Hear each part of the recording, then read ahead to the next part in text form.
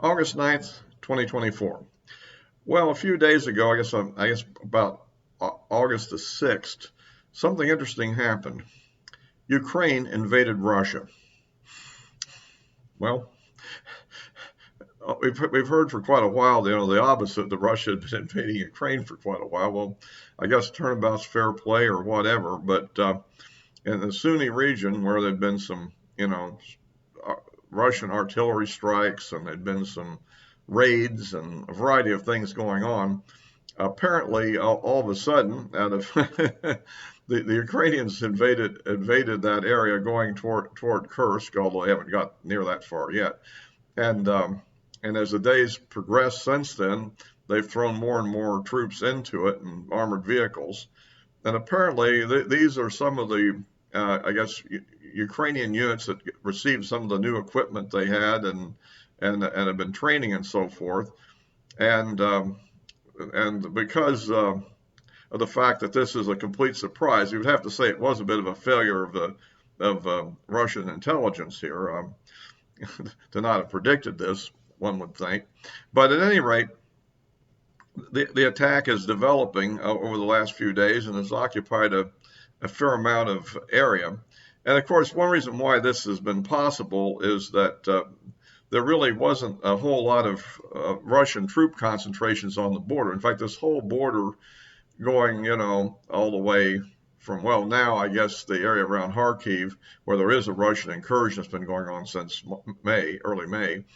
But if you go on past that toward Belarus and all those areas, basically there's border guards and limited forces actually on the front line, but it isn't really, like a fortified thing with large amounts of troops there. There are certainly troops in the area, but anyhow, one way to look at this, I've a couple of analogies sort of like this. Suppose that Mexico decided to invade Arizona.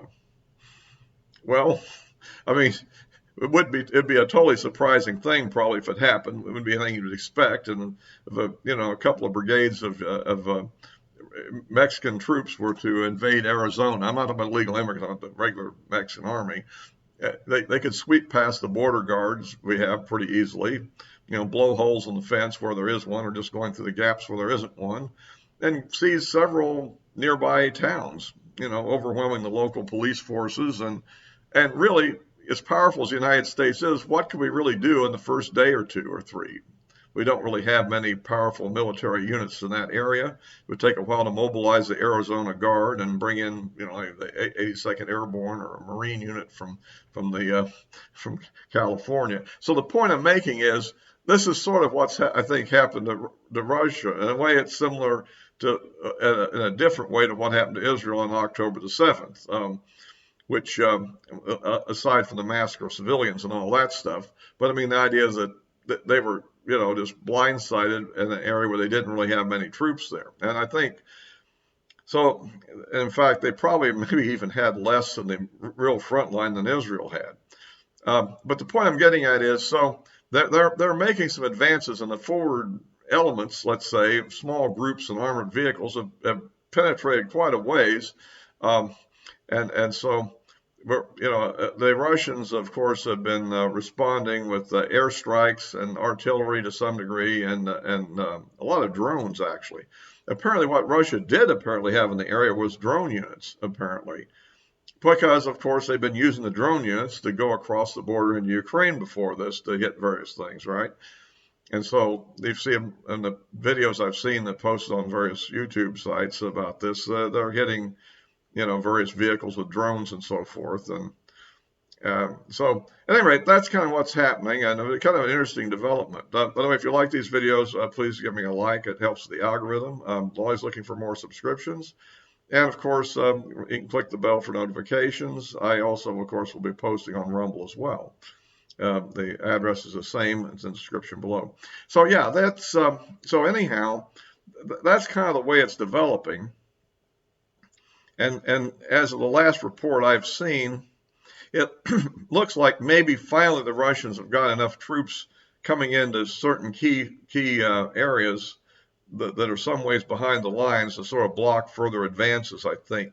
We'll have to see if whether those hold or not, but it looks like they've moved into some positions where on key roads and so forth where they probably can now block any further advances. But this is about as substantial as the area that Russia took north of Kharkiv just a few months ago. So, although I don't think at this point in time they've necessarily solidified their position quite as well.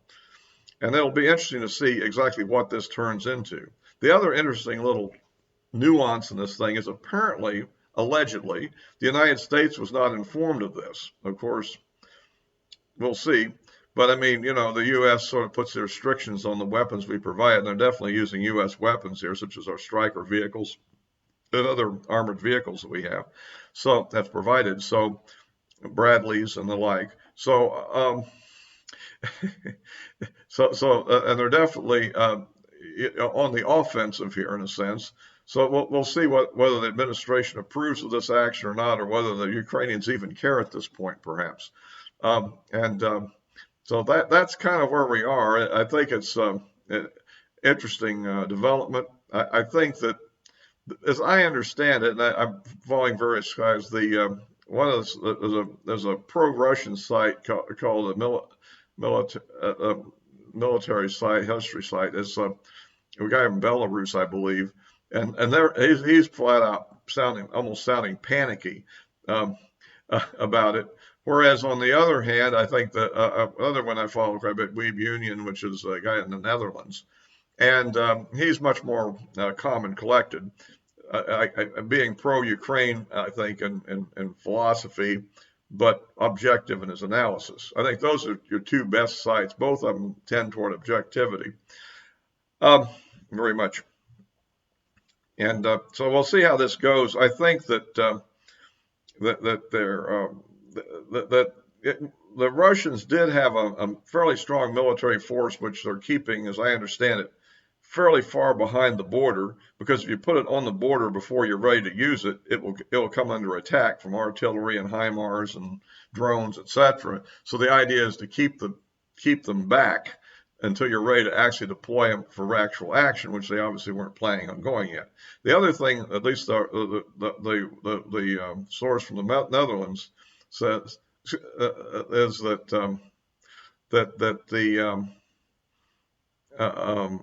basically that the Russians have been quietly removing their landmines that they placed along the border, I guess, to prevent incursions in preparation for their own attack. And apparently the Ukrainians had of course discovered this operation and thought, well, what if we jumped off first and caught them off guard, since the way forward has been kind of cleared for us. And so that seems to be the kind of the thrust that we're seeing.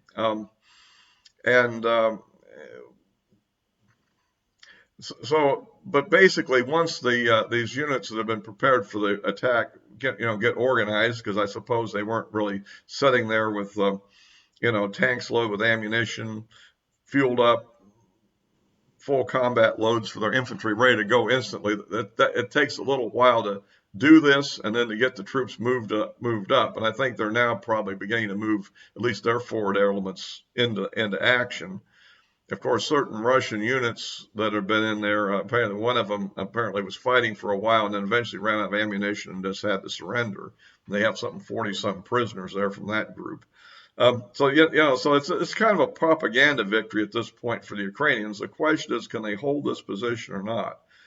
I think it depends a little bit on the Russians, how quickly they can counterattack, or do they give the Ukrainians enough time to move additional elements in and dig in? In that case, this thing could go on for weeks easily. There's also a question of logistics. I mean, obviously they're moving into an area where Russia has air power and the preponderance of logistics ultimately. So I presume that after a short period of time, the Russians will be on the counteroffensive. However, the Ukrainians have quite a few reserve units that were not, put on the front line to throw into this. So it could be quite a little battle.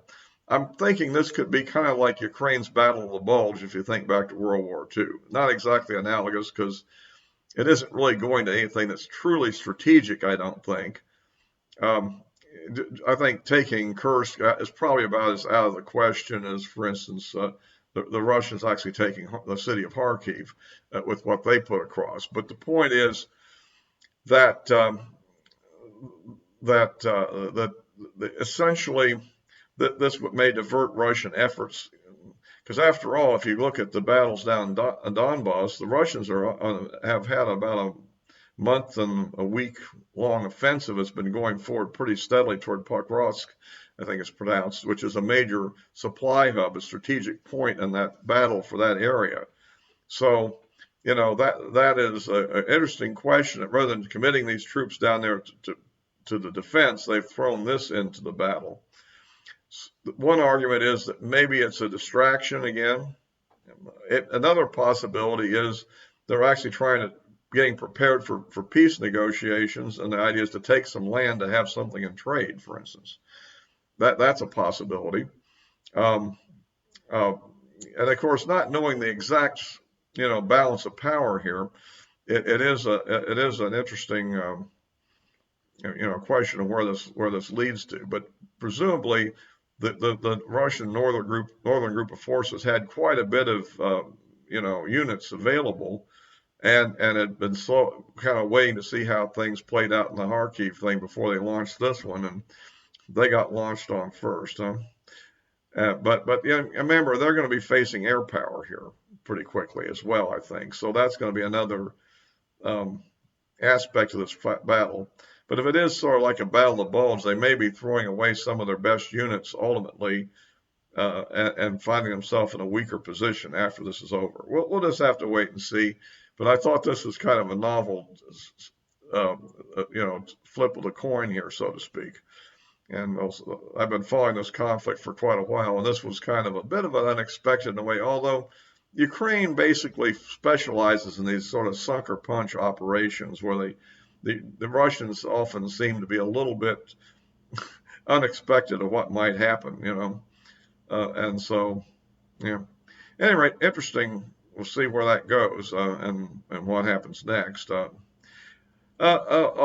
last thing here.